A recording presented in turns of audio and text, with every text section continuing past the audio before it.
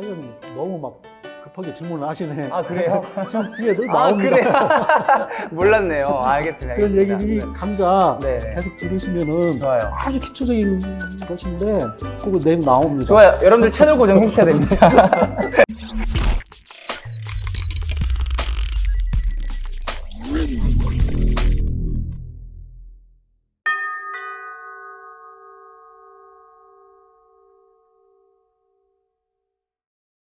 재미난 이야기가 가득한 놀이터, 행복한 웃음이 가득한 쉼터, 설레이는 마음이 가득한 배움터, 100세 시대 밥상머리 1편 첫 번째 이야기를 시작하도록 하겠습니다. 반갑습니다. 여기는 톡톡 빗다방인데요.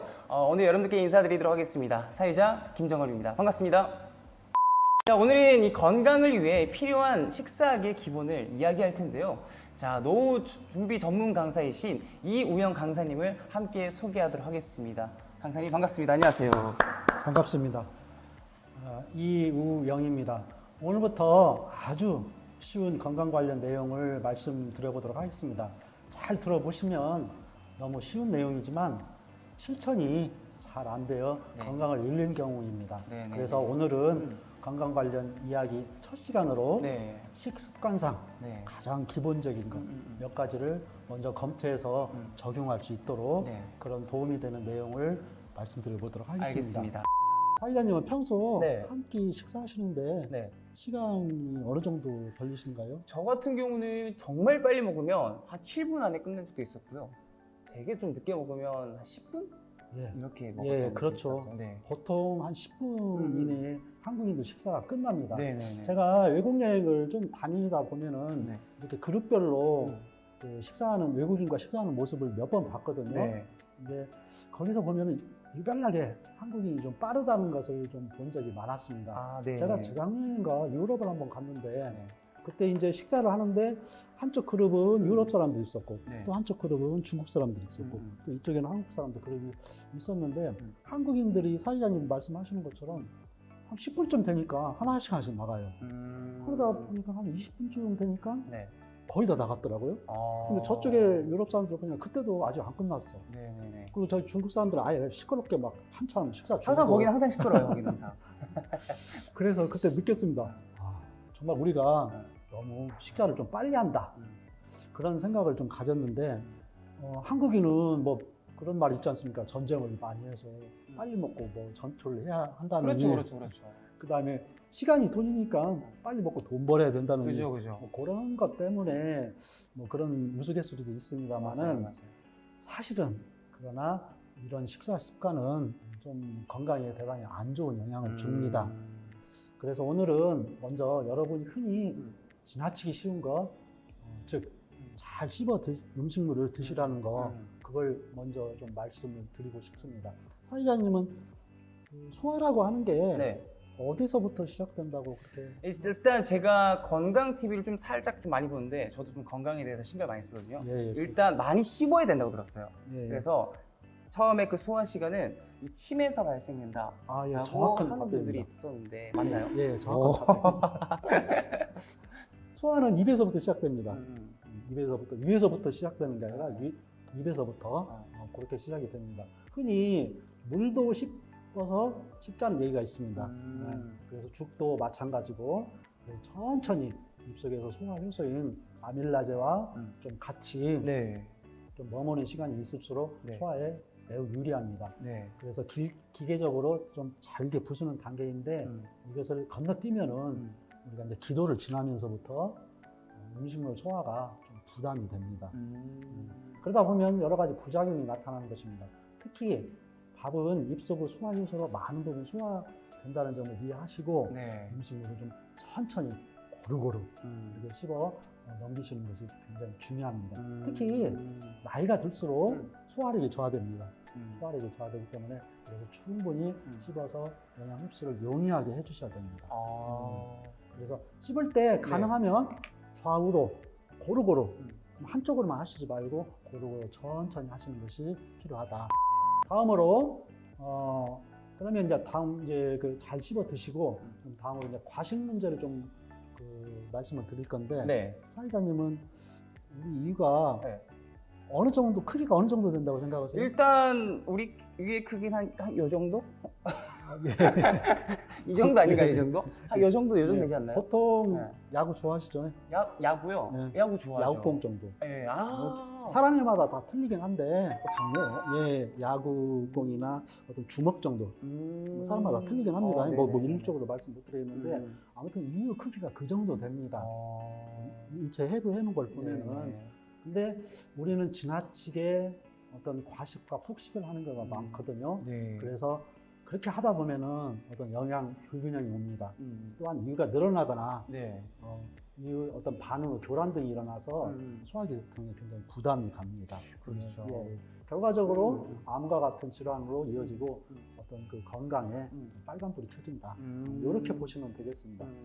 그 히포크라테스 아시죠? 알죠. 히포크라테스 같은 경우는 암을 개라고 했습니다. 개딱지. 게장 뭐 밥은 맛있죠.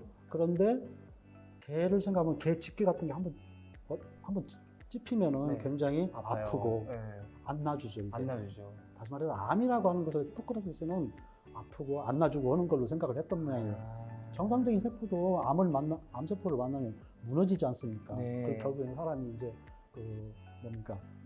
사망에 이르게 되기도 하고요. 네. 굉장히 무서운 병인데 네. 한자를 좀 파자를 해보면은요, 암자를 파자를 해보면은 그 속에 자세히 들여다보시면 뭐 한자에 대해서 잘 아시는 분은 아시겠지만 그 입구 3개가 들어가 있어요. 입구 3개가. 그리고 밑에 산자가 들어가 있습니다. 그게 네. 이제 전체적으로 봤을 때 바위거든요. 네.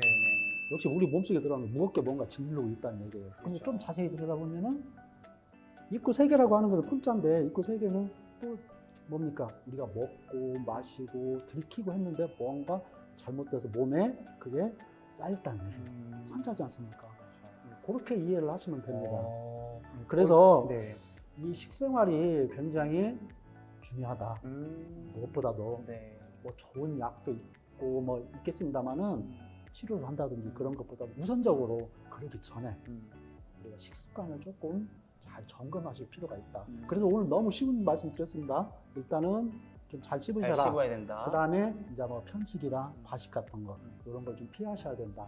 이런 말씀을 먼저 드리겠습니다. 그래서 우리가 평소 먹을 양의 한 4분의 3 정도, 수치로 굳이 얘기하면 한 75%, 이 정도만 먹으면 병원 안 가고 좀 즐겁게 살 수 있다. 이런 말씀이 있지 않습니까? 네네. 그래서 근데 사실 이는 뭐 말처럼 그렇게 쉽지는 않아요. 어렵죠. 그렇죠. 아니 앞에 음식 좋은 거 있고 맛있는 거 있는데 막 먹어야 돼. 그게 막 되겠습니까? 먹어야 돼요. 안 되죠. 그러나 사실은 이 75%라고 하는 게 뭐 한 80%? 아무튼 100은 넘기지는 않아야 되는데 그 100은 넘지 않는 것이 건강을 위해서 좀 필수다. 요 말씀을 좀 먼저 드리겠습니다.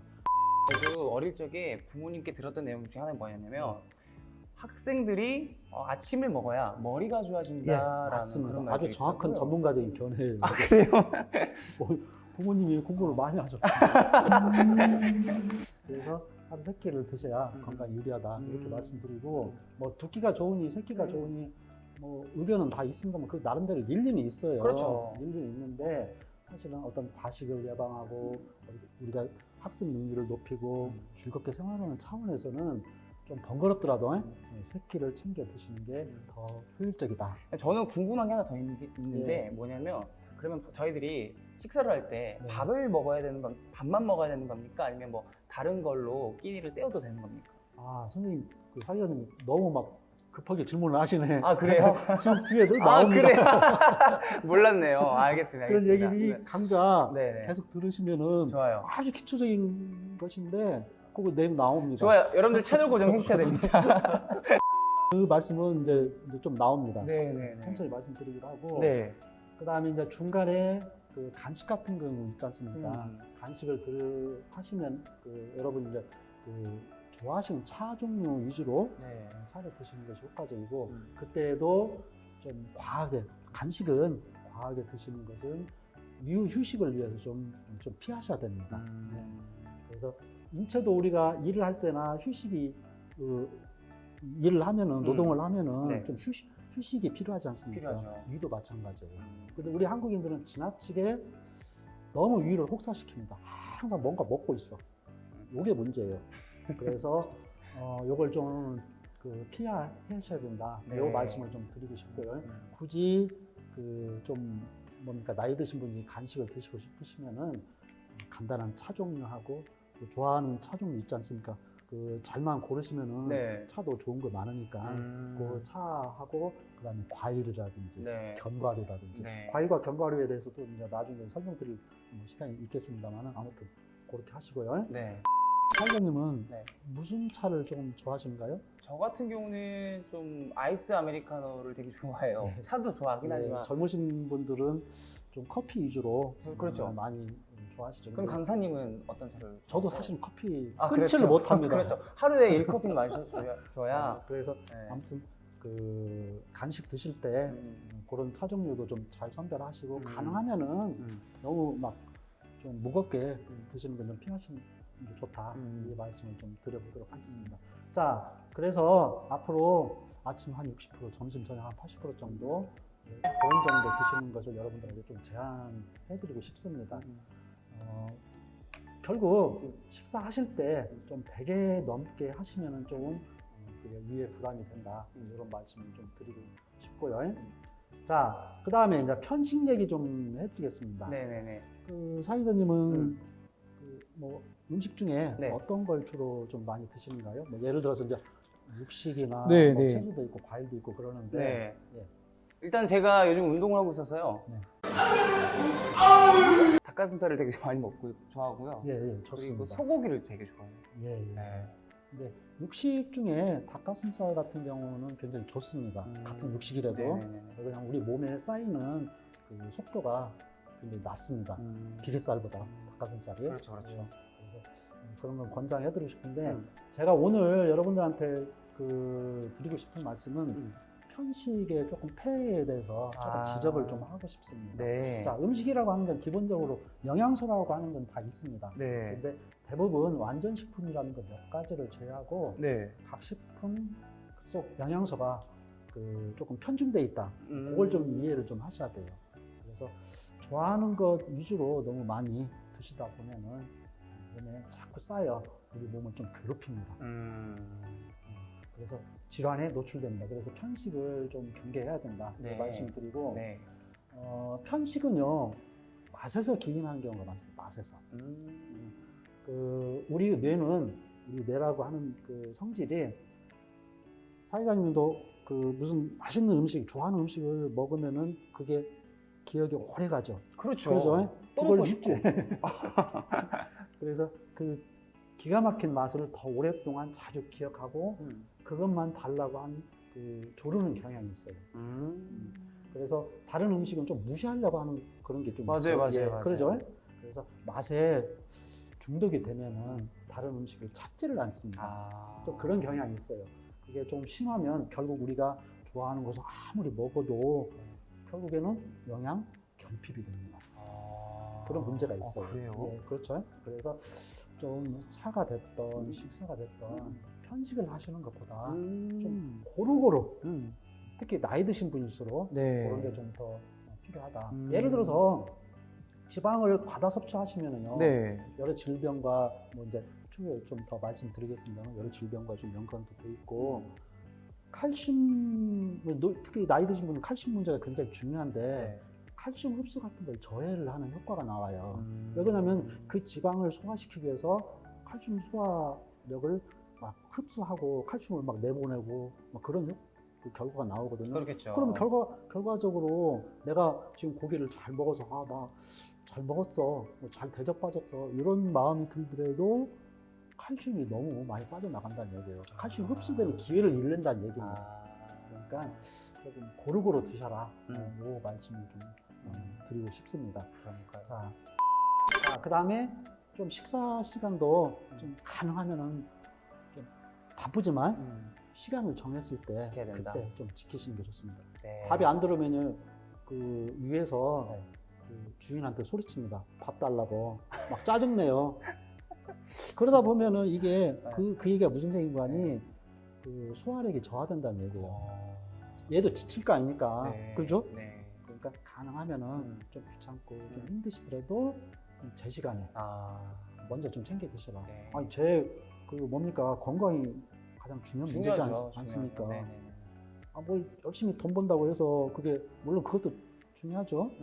그런데 건강 이상의 중요한 게 어디가 있겠습니까? 그렇죠. 그래서 우선 밥을 좀 제 시간에 잘 좀 챙겨 드시고 그다음에 요즘에 코로나19 때문에 우리가 굉장히 여러 가지로 불편이 많고 생활에 어려움이 많은데 네. 나이 드신 분들한테 조금 한 두 가지만 팁으로 더 말씀드리면은 그 세균이나 바이러스에 굉장히 노출이 돼서 우리 몸이 취약한 경우가 많거든요. 네. 그래서 제가 주위에서 흔히 보면은 이 냉장고 문제를 조금 오늘 좀 거론을 해드리고 싶어요. 냉장고 관리 좀 너무 냉장고를 믿지 마시고 냉장고 관리 좀 잘 좀 하시라고요. 거기에 뭐 제가 뭐 각 집에 냉장고 문을 다 열어본 건 아니지만 대충 상상해 보면은 너무 오래된 음식들이 많은 것 같아요. 그죠? 저희 집이 그런. 뭐 몇 년 전에 이사 올 때 가지고 온 거, 뭐 엄마가 먹으라고 했던 거 갖다 놓은 거, 뭐 전, 떡, 뭐 해가지고 많을 것 같아요. 근데 그런 거 네. 사실은 어떤 세균이나 네. 바이러스 덩어리라고 생각하시면 돼요. 아. 특히 나이 드신 분들이 자꾸 뭐 그냥 귀찮으니까 꺼내서 그냥 습관적으로 그거 조리해서 드시고 하시는데 그게 쌓이다 보면은 건강이 굉장히 취약한 요인이 될 수가 있다. 그렇겠죠. 그래서 좀 평소 때 음. 너무 오래된 거 오늘 좀 보셔갖고 좀 갖다 버리십시오.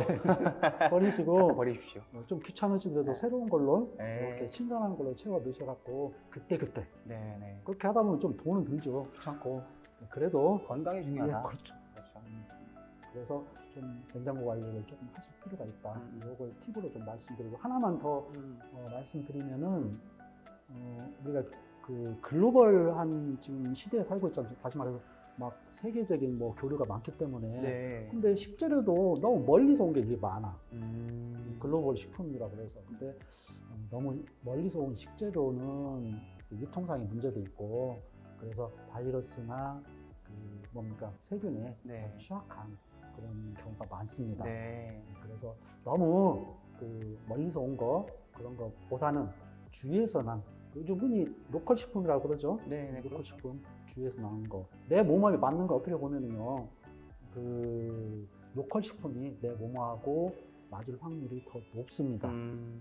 멀리서 온 것보다 멀리서 온 것도 좋은 것도 있겠지만은 그래서 특히 나이 드신 분들은 냉장고 관리를 좀 주의 좀 하시고 그다음 식품도 너무 멀리서 온 거, 오래된 거 이런 것보다는 가능하면은 좀 최근집 우리 그 내가 살고 있는 주위에서 난 로컬 식품 이렇게 해서 사실 드시는 게 좀 바이러스나 그 세균에 취약한 분들한테 좀 유리하다. 결과적으로 건강이 굉장히 직결이 된다 그게. 그래서 그런 문제도 좀 감안하시는 게 네. 좋겠다. 네. 그래서 이제 팁으로 말씀드려봤습니다. 어떠십니까? 오늘 식사 관련해서 기본을 말씀드렸습니다. 뭐 잘 씹고 뭐 한 4분의 3 정도만 드시고 간식도 너무 무겁게 드시지 말고요. 고루고루 드시고 이렇게 문제를 말씀드렸습니다.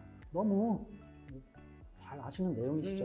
하지만 아시는 것부터 오늘부터 생활에 적용하는 것이 실제 건강에 도움이 될 것입니다. 네. 사실 아무리 비싸고 좋은 약이라도 그것은 건강 보충제입니다. 제대로 하시는 식사만큼 건강이 중요한 것은 없다고 생각을 합니다. 자, 그러면 이제 오늘의 1편은 여기까지 네. 이제 구성이 되었는데요.